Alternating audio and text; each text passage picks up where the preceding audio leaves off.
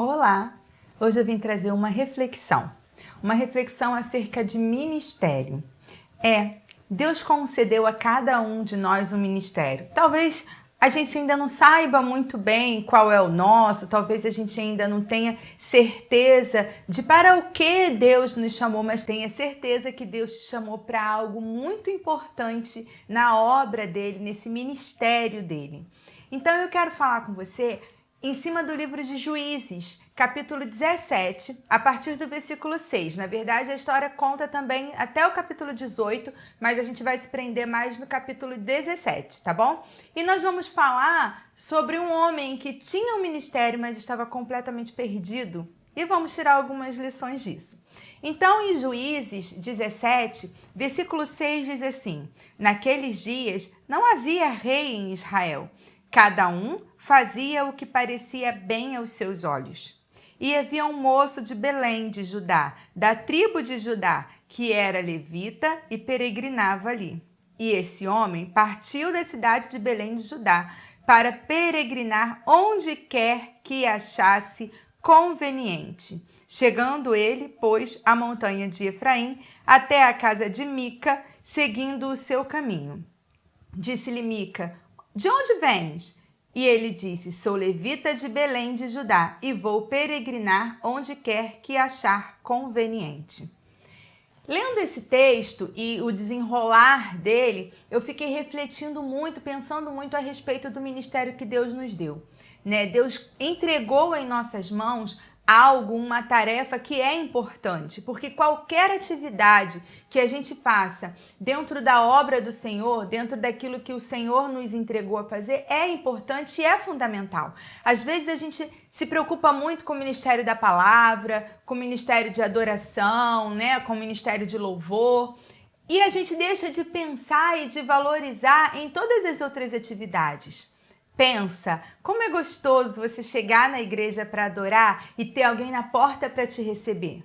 Essa pessoa poderia estar sentada confortavelmente dentro do templo, mas ela resolveu estar na porta, em pé, durante todo o culto, para receber aqueles que chegam. Isso é ministério. Já pensou que quando você chega na igreja, a igreja está limpa para você? Tem alguém que limpou, e isso é ministério.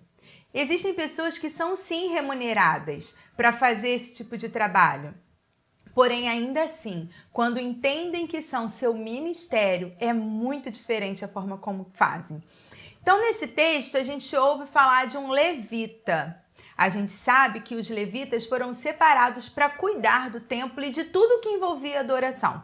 Eles sabiam, entendiam e orientavam o povo a respeito dos sacrifícios, das ofertas, das festas, de tudo que envolvia adoração. Os levitas foram separados para isso. Eles não trabalhavam fora, vamos dizer assim. O trabalho deles era esse, era cuidar da adoração. E eles recebiam então o sustento do próprio templo. Porém, nesse tempo, como a gente viu no versículo 6, não havia reis e cada um fazia como bem entendesse. Nesse tempo, as pessoas tinham esquecido, o povo tinham deixado para lá tudo aquilo que ouviram dos seus pais. Os pais deles tiveram experiências com Deus, mas eles não tiveram. E aí eles ouviam falar, mas chegou um tempo em que as pessoas também não estavam mais preocupadas em passar para frente todas as informações. As pessoas não estavam preocupadas em adorar. Então, o que o levita ia fazer? Se as pessoas não estavam mais se preocupando com a adoração a Deus, não estavam se preocupando em ir adorar, em participar das festas, em participar das ofertas, nada disso. E esse levita, então, resolve andar por aí procurando o que é conveniente para ele. Ele começa a perambular. E o que ele achar de bom, ele faz. E aí, quando esse levita...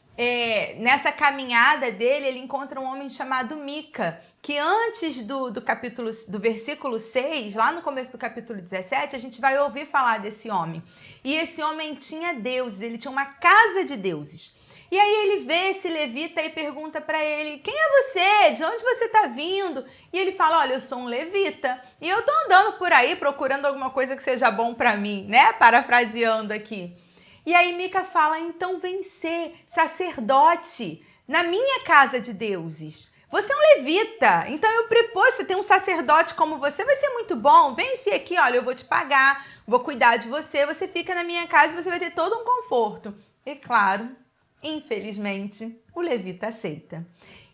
Prestem atenção que lá no começo, em Êxodo, a tribo de Levi, ela foi separada para cuidar das coisas que tinham a ver com a adoração, o cuidado com o templo, justamente porque foi uma tribo que não se corrompeu. Quando Moisés sobe para escrever as leis, quando Moisés sobe para estar com Deus e ele volta e o povo está ali se corrompendo com o bezerro de ouro, essa tribo não se corrompeu. Essa tribo permaneceu firme à adoração ao único Deus. E agora esse levita vai trabalhar como sacerdote numa casa de deuses, uma casa onde se adorava imagens e esculturas pagãs. E é ali que esse levita fica. Um tempo depois, alguns homens da tribo de Dan vão até ele e roubam ali essas imagens de Mica. E esse levita fala que agora é sacerdote, né? Ele fala, mas o que vocês estão fazendo? E ele fala, olha, fica quieto e vem com a gente. É melhor você ser sacerdote de um ou de uma tribo? Sacerdote de uma casa ou de um povo? E o que o levita faz? Vai novamente com a tribo. Sabe o que a gente aprende com isso? Esse levita, ele estava preocupado em fazer o que era bom para ele. Ele não tinha mais noção da importância que era o trabalho no templo, o cuidado com as coisas de Deus. As pessoas já tinham perdido tudo isso e ele também. Talvez ele nem conhecesse exatamente quais eram as atribuições que ele deveria ter. Até porque ele não poderia ser simplesmente consagrado como um sacerdote como Mica fez, né? Então, ele não tinha mais noção. A primeira coisa que eu quero falar com você é que você tem que saber e você tem que conhecer qual é o seu ministério, para o que Deus te chamou. Como eu falei anteriormente, seja o que for, valorize. Valorize o que Deus deu na sua mão para fazer. Sabe um ministério que a gente às vezes nem conta como um ministério, mas existem pessoas que estão atentas para perceber que alguém ao redor não está bem. E essas pessoas vão até o outro, conversa, ora, ajuda, viabiliza uma ajuda. Se você é esse, receba, pegue isso, sabe? Entenda que Deus te chamou para fazer isso e faça com todo o amor e dedicação. Entenda então qual é o seu ministério e se prepare para ele. Da mesma forma que a gente faz cursos para melhorar o nosso trabalho secular, a gente precisa se capacitar cada vez mais para o nosso ministério. Então, se o meu ministério é de louvor e adoração, se eu toco um instrumento, eu tenho que me preparar e tocar melhor esse instrumento. Se é o da palavra, então eu vou me preparar para falar melhor. Então, se é o da dança, eu vou me preparar para dançar melhor. Seja lá o que for. Se você trabalha no som, você precisa saber usar da melhor forma aquele material que está na sua frente. Então, se capacite para o ministério que Deus te chamou a fazer. Esteja disposto a aprender. Esse levita, ele não sabia mais o que ele tinha que fazer. Ele estava perdido.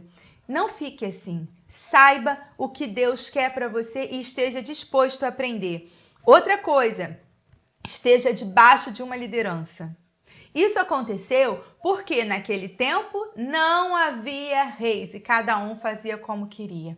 Não é assim que a gente deve trabalhar na casa do Senhor. Nós não podemos fazer da maneira que a gente quer, cada um faz de um jeito. Não. Por isso Deus instituiu líderes. Por isso Deus instituiu pessoas que vão juntar todo mundo para que juntos cheguemos a um objetivo. Pensa numa situação bem simples. Em uma casa, o pai e a mãe amam seu filho, mas às vezes divergem da forma como educam o seu filho. Um pensa que é melhor de um jeito, o outro pensa que é melhor do outro, mas os dois amam igualmente o filho. Imagina na igreja. Várias pessoas querendo fazer com amor aquilo que acham melhor, mas de formas diferentes. Então, se cada um fizer de um jeito, olha a bagunça que vai ser, a gente não caminha. Então, por isso, Deus instituiu líderes. A falta de liderança faz com que a gente se perca no caminho e a gente não saiba qual direção seguir. É claro que Deus é o nosso líder maior, é Ele que vai nos orientar, mas Ele instituiu líderes sobre as nossas vidas. Então, esteja debaixo de uma liderança, seja lá qual for o seu ministério. Procure pessoas que podem ser seus líderes, seus mentores. Esteja sempre debaixo de uma liderança. E a última coisa que eu quero falar com você: não se corrompa. Às vezes, aquilo que você tem uma habilidade tão maravilhosa que Deus te deu, a gente quer usar aquilo em outro lugar.